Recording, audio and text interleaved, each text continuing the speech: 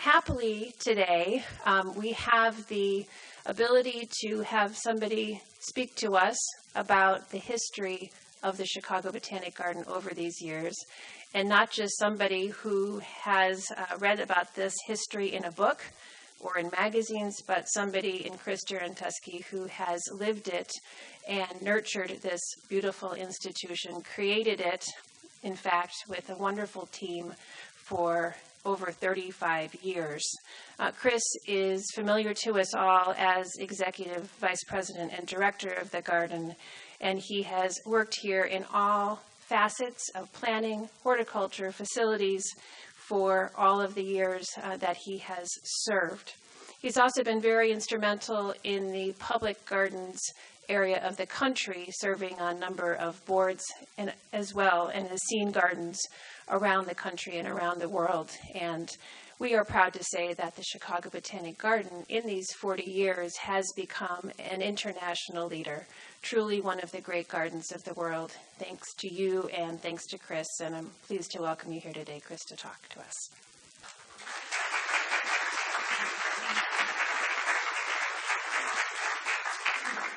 Thanks, Sophia. Before I start, I wanted to mention that when we looked at the guest list today, we saw that 41 people signed up on the guest list have been members 40 years here. We were kind of shocked. Could you please stand or wave your hand if you've been a member 40 years here? Come on, more. That's amazing. That's great. Thank you very much. You get the Sustainer Award. Okay, so we'll start through the history. It's amazing that in 1964, that's 48 years ago, Chicago was one of the few major botanic gardens in North America Chicago was one of the few major cities in North America that did not have a botanic garden. And the Chicago Horticultural Society was looking for a home at that time. And this is the first master site plan idea of what the botanic garden was going to be. If you notice, there are 2 islands, not the 9 that it ended up to be. And this is from a promotional brochure in 1964 that was the vision used to energize donors and create enthusiasm for the project. The Chicago Horticultural Society, like the city of Chicago, made no small plans and had engaged the famous landscape firm of Simons & Simons from Pittsburgh to create the master site plan. This is John Simons, half of the two-brother firm, who oversaw the work. He was famous in his field. He was a leader in his field, did textbooks, was known all over, and the garden wanted the best. Jeff Rausch was hired at that time in the Simons & Simons firm, and this was his first project he ever got. And he just stuck with the garden as his career took off. And he became the Botanic Garden's master site planner over many, many years. By 1969, the plan had developed into 9 islands. You see them here, including smallest island there. But notice that there was an entrance over here, and the exit was on Lake Cook the other way. So it's even changed since 1969. But once enough money was on hand and the contract with the Cook County Forest Preserve District was signed, construction began with a fervor that has never stopped. The garden opened to the public in 1972, and this is what the garden looked like, with trees planted to form a framework for future development. The original home demonstration gardens, which are now called the Pullman Plant Evaluation Garden, were done in 1982 and were built to illustrate general support for the garden and get the public going and enthusiastic for what we were doing. And it was to set its garden on its course to connect the public with plants and incorporate them into their lives. The first director of the garden, Dr. DeVoe, said, I needed something to show people.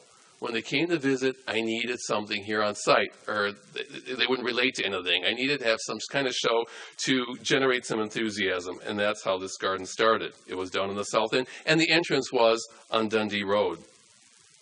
After contentious debates about the direction of the Botanic Garden on the board of directors, should we be a traditional Victorian English garden, which a lot of people were used to in those days, or should we be a modern American Botanic Garden?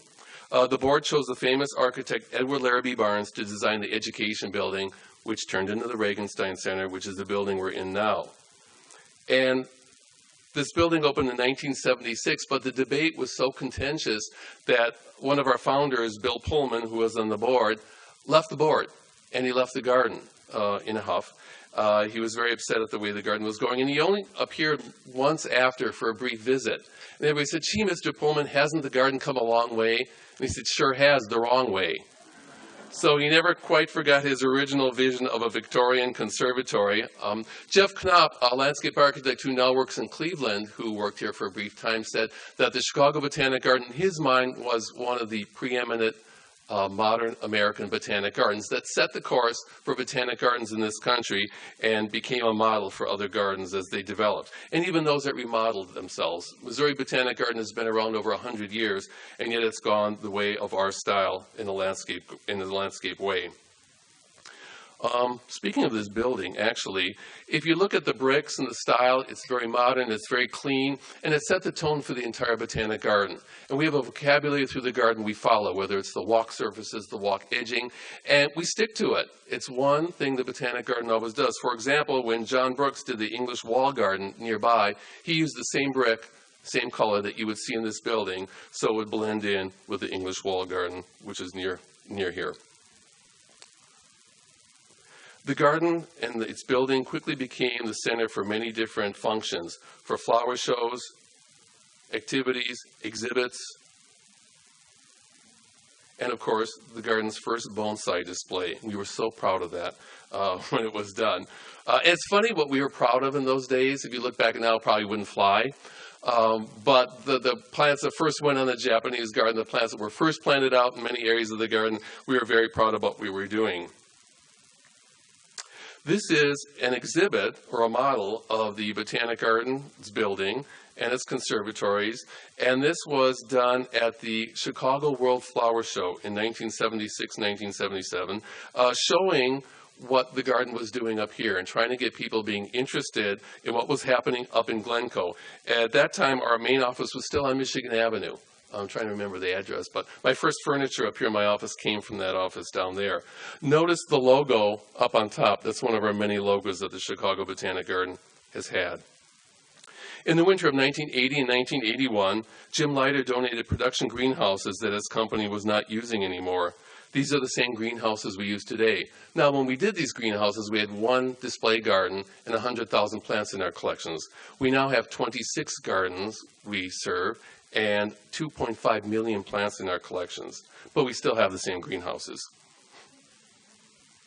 A series of home landscape gardens was planned on the main island to show the public how they could landscape their own yards and use the best plants for the Chicago area. Farwell Garden, which was dedicated in 1981, was the first garden in this series with an herb garden, perennial beds, and a rock garden. The Chicago Botanic Garden burst on the Botanic Garden scene just at the time public gardens, arboreta, botanic gardens were reevaluating all their missions. Up until that time, they pretty much were preserves for scientists, and they really didn't care if the public came or not. And about that time, there was this whole reawakening saying that we are public institutions and we have to be available and we have to be of interest to the public. And this was actually a major sea change in Botanic Garden thinking at that time. During this time, the garden was working with Quechee Quanah, who was then professor of Asian Studies at UCLA, to create a major botanic garden in the Japanese garden. Japanese carpenters constructed buildings of the highest quality in traditional Japanese style. The quest for quality in materials, workmanship, and design became a hallmark of this garden. You can see all the detail, whether the copper edging, the shingles. This company was the Kumoi Construction Company, which is a special ceremonial company from Japan. They were brought over here.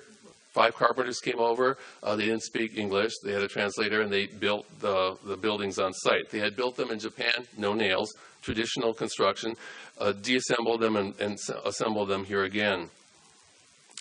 When the day came in 1982, taiko drummers on the bridge came to welcome the Consul General and thousands of people who arrived at the garden to watch the opening of the Japanese garden.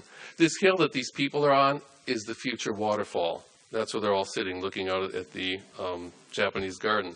When we asked local Shinto priests to do a garden dedication. They really didn't know how. They said, we've never done one of these. So they had to look in their instructional booklets to see how to do a ceremony. And we learned stuff too. We asked Quechee Quanah, the designer, we said we want a Buddhist opening of the garden. He said, no. Buddhist is for the ending of things, like for funerals. He said, for the beginning of things, you want Shinto. And so we did not know that. That's where we were at the time. We had no idea.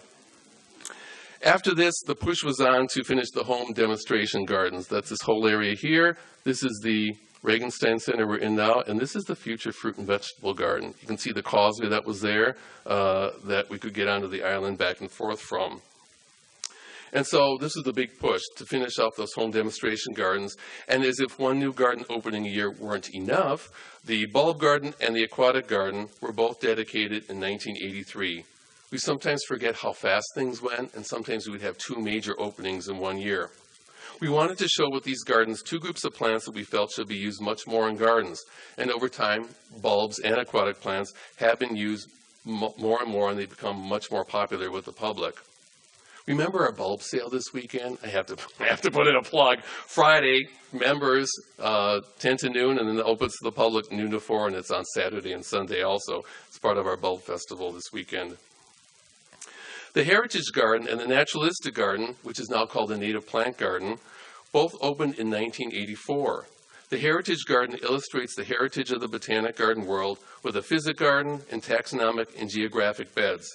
The statue of Linnaeus, designed by Robert Burks, you thought it was assembled on site? No, it was. Sophia loves this slide. Was brought to the garden, and this Linnaeus was the botanist who came up with the binomial system, genus and species, for both plants and animals. And so he is looking out from his European meadow onto the rest of his ordered garden. The naturalistic garden was way ahead of its time. And since then, Americans have come to appreciate their native plants more and more, and now it is called the Native Plant Garden. Visitors came to the Chicago Botanic Garden each year, taking it for granted that they would see one or maybe two new gardens open each year. The Regenstein Fruit and Vegetable Garden and the Kreuzberg Rose Garden both were dedicated in 1985. The Fruit and Vegetable Garden was an ambitious and unique project that has been a model for many other public gardens, because now it's very in now to have a food garden. It's kind of a lifestyle thing, and you're all locavores, I'm sure. And so, when we did it again, it wasn't as popular, but now many other gardens have them. It shows people the best edibles for the Chicago area, and the interest in growing your own food has become more and more popular throughout the public. Classroom space, cooking space, and popular and innovative programs, along with a strong core of interpretive volunteers, have made this garden a destination and a big success. This is Dr. Roy Mecklenburg, our second director, and his wife Ellie. Dr. M, as we always called him, was a strong force behind the Fruit and Vegetable Garden, along with Mr. Regenstein. And he came to us from Michigan State University, was very interested in teaching people things. It was a big thing of his. The Victory Garden show knew that we were onto something and soon visited, and they filmed us for their TV show. In 1997, the buildings and exhibits were remodeled out there, and additional interpretation and building renovations were completed. The Rose Garden was one garden the public repeatedly asked for. We would get requests all the time. When are you going to build a rose garden? When are you going to do a rose garden? And they got their rose garden. Bruce Kreuzberg, who you see here, was a board member and a rosarian. He had like 500 roses in his yard. It was amazing. He lived in Winnetka. And Corinne Kreuzberg, his wife, are shown here with Dr. Roy Taylor, our third director, and Ralph Bard, who was our chairman of the board at the time, at the opening of the Rose Garden.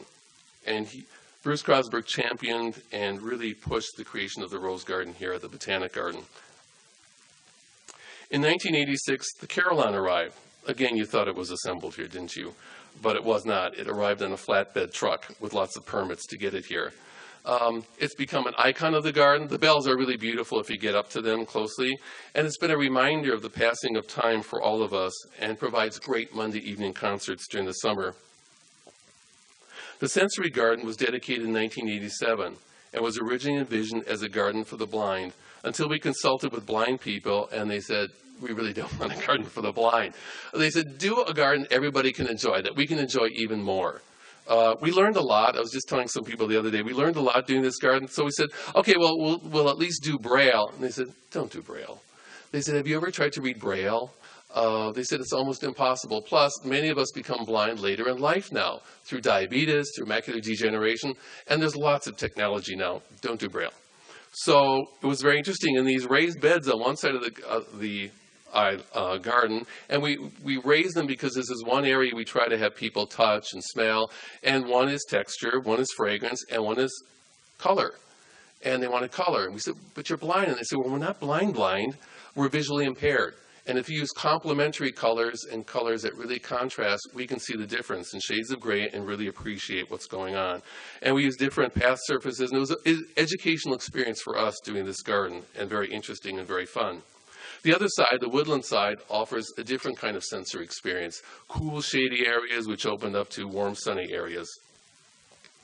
The Waterfall Garden was a massive undertaking, and it celebrates the magic of moving water in a garden with probably the most exciting topography in northeastern Illinois. Unusual plants are throughout that garden. There's a quiet arbor at the top, and there are great views to the Japanese garden, and this was all envisioned when it was first done. Just to the north, the Dwarf conifer garden was dedicated in 1988 to display a fascinating and useful group of low-maintenance plants that we felt should be used much more often in gardens. Because beauty is such an integral and important part of what we do, the garden has employed top landscape designers from around the world. John Brooks is a prime example, and John was just in a couple weeks ago, and we're one of the few gardens that brings in our landscape architects. Once you design a garden here, you don't get rid of us, because when we do gardens here, we do them to be enjoyed right away, so they're pretty much finished when they're open, and so then things grow, and we get the designer back and say, okay, now what goes? They're all growing together. Or 10 years later, 20 years later, has this garden really fulfilled the vision that you had for it? Are these hedges the height you wanted? Are these, whatever? And so bringing back John and other people are very helpful. And when we first asked John to do an English wall garden, he said, what would you do if I asked you to do an American garden in England? Would you do a Williamsburg garden? Would you do a Tommy Church California garden? Would you do a desert garden? Would you do a Victorian garden? So what John did is he used a series of walls, a series of hedges to create different styles of garden throughout. And when we ask English people, and I sometimes do, does this really look like an English garden too? They go, oh yeah. And I'll say, why? And they say, it's in all the details. John used hand-pressed brick on the inside, even though the outside brick matched this building. It was the same color, but the details are great in that garden. And it was very complicated to do. The craftsmanship is incredible. But it all came together. Things grew. And once the opening day arrived in 1991, the gates were ready with a flower arrangement from our women's board, and Princess Margaret arrived for the opening. And there she is welcoming people and dedicating the garden. In 1994, the Forest Preserve District of Cook County gave the Botanic Garden an extra 85 additional areas of Turnbull Woods to manage. That means at that point, we received that much more land to manage, that whole area on the end there. That was only 18 years ago. It was named Mary Mix McDonald Woods in honor of the board member who served both the Forest Preserve District of Cook County and the county itself, and also the Chicago Botanic Garden. She was on the boards of both institutions. Now, the garden had a prairie since right from the beginning, day one, and it was right about here. This is the whole prairie that you see on this plan, but the original prairie was right about there. But in 1993, the topography was drastically changed to create a gravel hill prairie, and then cisterns were buried under that gravel hill to create a fen with constantly running alkaline water to create different habitats. The Dickson Prairie created a huge area that also included mesic, sand, and wet prairies, along with savannas to teach about our native flora. The planting of 15 acres of mixed prairie plants was a huge undertaking. At that time, the Skokie River had eroding banks, and they were difficult to manage. We had turf going right down to the river. We were trying to mow them. And some of the board members said, let's create some wetland areas for water birds. Well, of course, that snowballed. And here you see the coconut coir fiber rolls going in to hold soil in, and then we planted the banks with native plants that were emergent plants that would stabilize the water and hold it and keep the sides from falling in. That same year, the asphalt causeway, so up on this Up until this time, this is how you got to the main island from the parking lots, this causeway with a privet hedge on either side. And the same year, this was redone, and the visitor center was built. And what a change that was. It changed the whole way visitors came to the garden and interacted with the garden. Up until that time, you had to come to this building in the middle of the garden to go to the information desk and find out what was going on in the garden and what was happening. So it totally transformed the way we serve the public. In 1995, the McGinty Pavilion was created to host all the increasing events and rentals we have at the garden. And it's really now difficult to think how we ever managed without it. Every weekend night, there's something going on in there. Now, to the west side of this building at that time, the Circle of Turf hosted an annual trials garden, and we change these out each year. The Circle Garden was constructed on this site and opened in 1997. It features the drama and versatility of different annuals, with a main promenade down the middle and 2 secret gardens.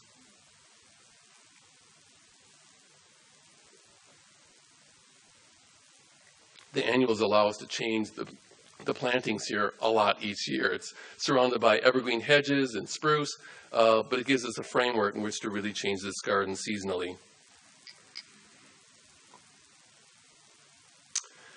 Around this time, the English oak meadow was replaced. This was a hill just above the English walled garden. It was replaced with annuals. A lot of you remember this.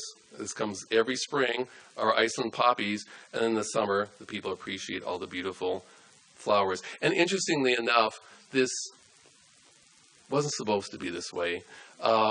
We called it the meadow, and it was supposed to really be a meadow, and it was going to open in September, and we didn't have the plans planned. It was like midsummer. I said, gee, we're never going to have a meadow doing anything by dedication.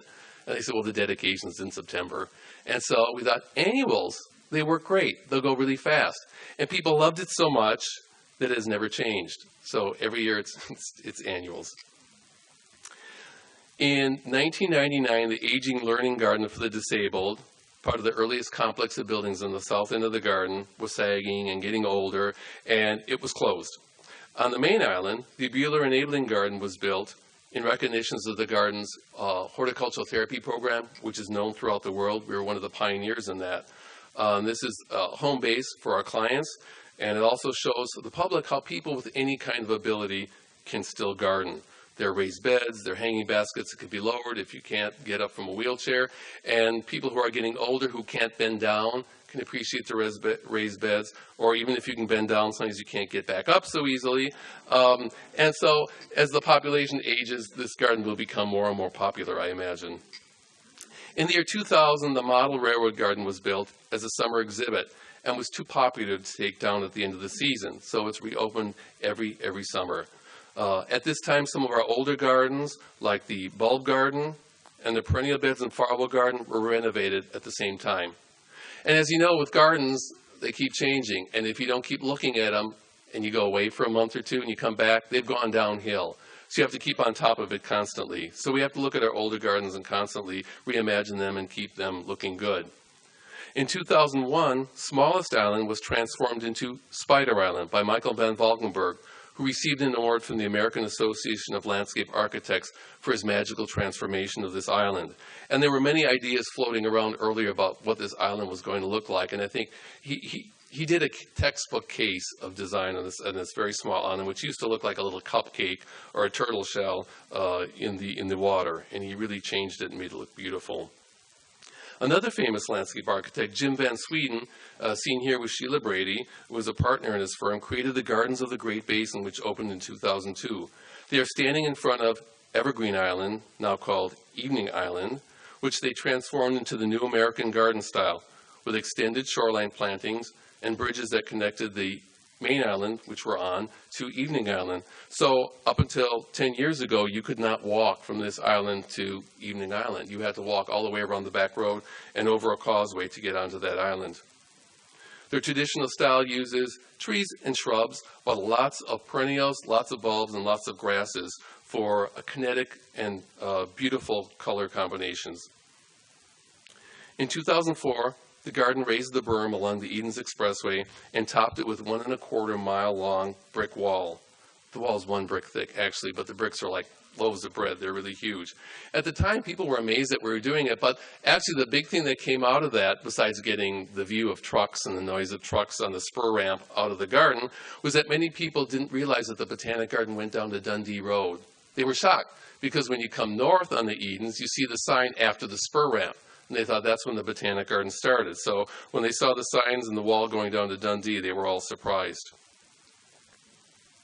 In 2006, the education building was refurbished into the Regenstein Center. And here you see Will Hagenow, our chairman of the board at that time on the left, Susan Regenstein, and Barbara Carr, our CEO and president at that time. It had an expanded library, the Lenhart Library, expanded basement, exhibit areas, a continuous access throughout the entire building from the Craybill Gallery outside of this auditorium to the greenhouses, a future plan for the greenhouses not yet realized, and one of the top bonsai displays in the world. Quite a difference from our original display that was in the courtyards.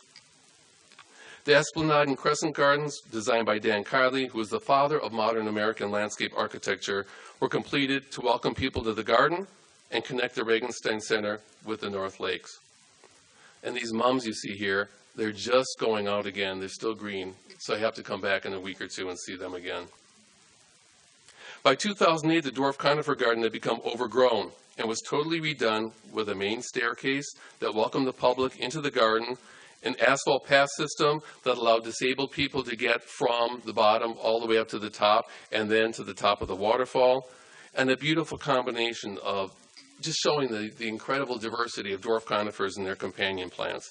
It's interesting, when we did this, people who had never thought or didn't even know what dwarf conifers were before, you'd see them walking through the garden going, hey, I really love these dwarf conifers. They're really incredible. So it's working. In 2009, the Plant Conservation Science Center was open and showed the public the garden's work in conservation science. The project included the addition of 2 types of gardens, a rain garden and living roofs. In 2011, the beautiful trellis bridge connected the display gardens with the Lavin Plant Evaluation Garden and the Science Center. And this year, just this year, we witnessed the opening of the Butterflies and Blooms exhibit, the Children's Growing Garden, the restoration of the North Lakes, and the Cove, which will allow students to access the water for study. So it's really difficult to comprehend just how much and how quickly the garden has changed over 40 years. The home demonstration gardens have many ideas for home gardeners that people use for their own landscapes and to improve their lives. The Heritage Garden reminds us of our botanical traditions. The Circle and the English Wall Gardens are magical. The Japanese Garden transports us to another world and soothes our souls. And Spider Island provides a beautiful escape. We believe that gardens and natural areas are essential if people are to lead healthy, happy, and satisfying lives. People visit the garden to mourn, to celebrate, to learn, and especially to spend a day with the people they love in one of the most gorgeous places on earth. And the public has responded in such a way that the outrageous prediction made long, long ago, and we'd always laugh at it, we're going to have 1 million visitors someday. Actually, that prediction is becoming possible. We're really excited, so pray for great weather the rest of this year. That would be very exciting. If you go to the garden's website and click on the highlighted words, Anniversary website, you can view a timeline of the garden with an opportunity to add your own memories to the garden's past. And that'll be fun, especially those of you who have been members for 40 years. So we end this presentation as we began, with a plan. Now we're fancier, it's in color, it's not in black and white anymore. This is our newest master site plan. You need to have plans, or you don't move forward and you don't know where you're going. This plan, like the first one we saw, is the promise that we will carry out our mission to the best of our ability. We will move forward with our partner, the Forest Preserve District of Cook County. And here you see Sophia Siskel with Larry Suffredin, one of our county commissioners. And our current plan features exciting projects, like a new education center as part of the Learning Campus, which is so important if we want to expand our children's education here and capture future generations of kids which seem to be more and more removed from nature. And it also features a new production nursery and greenhouse, which is crucial if we want to continue and build on the excellency of just seen. These gardens are not magic. I mean, we grow these plants somewhere. And if any of you want to take a tour of the dilapidated structures down in the south end with me, I would be happy to give you a personal tour. These two projects are waiting for donors to step up as they have over the last 40 years to move the garden forward. In fact, requests for proposals were recently received, like yesterday, for a learning garden around the proposed education building here, and also a shade evaluation garden in front of the proposed new nursery and production area. We're going to be reviewing those. So we hope that this plan, like the original black and white plan we saw, inspires people to help the garden continue on its journey in becoming and staying one of the top gardens in the world. It's exciting to create something new and look forward to the future. Sometimes it's necessary to sit back and celebrate your accomplishments. Because of you who are members of the Presidents and Directors Circle, you are a crucial part of the history of the Botanic Garden and help us carry on the tradition of energy, hard work, and dedication that has made this, as Sophia said, one of the top gardens in the world. Whether you've been members for 40 years or 4 years, you have contributed to the success of the garden, and part of you will always be here. This is your anniversary. Congratulations and happy anniversary.